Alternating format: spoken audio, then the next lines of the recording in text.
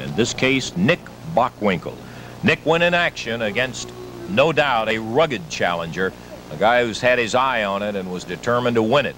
Let's take a look at some of the highlights of the bout between Nick Bockwinkle, world heavyweight champion, and the challenger, Jerry the King Lawler.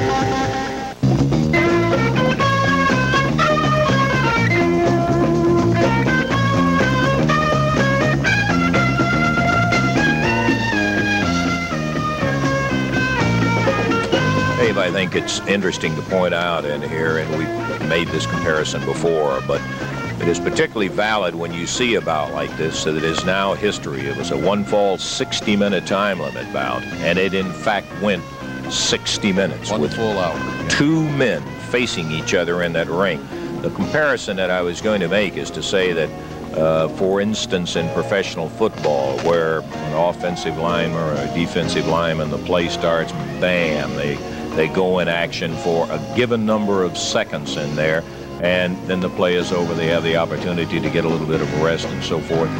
In here, it's a one-on-one situation, and if at the wrong moment you decide to have a little letdown and get a little rest in there, that could be all of it. Pin, yeah, and in this particular case, Nick Bockwinkle, Jerry the King Lawler, right straight at each other, and Bockwinkle using some of the famous Lawler punching techniques on the King himself, so that it ended up with a lot of rough, and I mean rough spots in a championship effort. Let's get back into the action right here.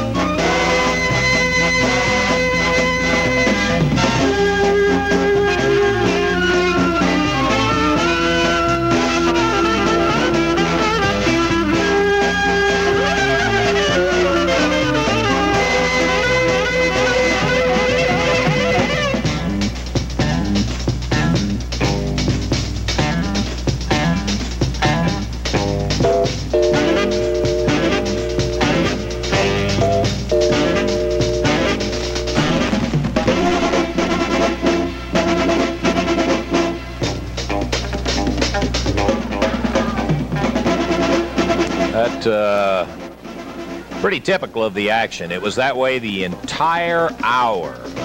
Tough challenge by Lawler, no doubt. A fine defense by the heavyweight champion, Nick Bockwinkle, and they did it the way they did it all the way through. Both of them firing and swinging and blasting at each other.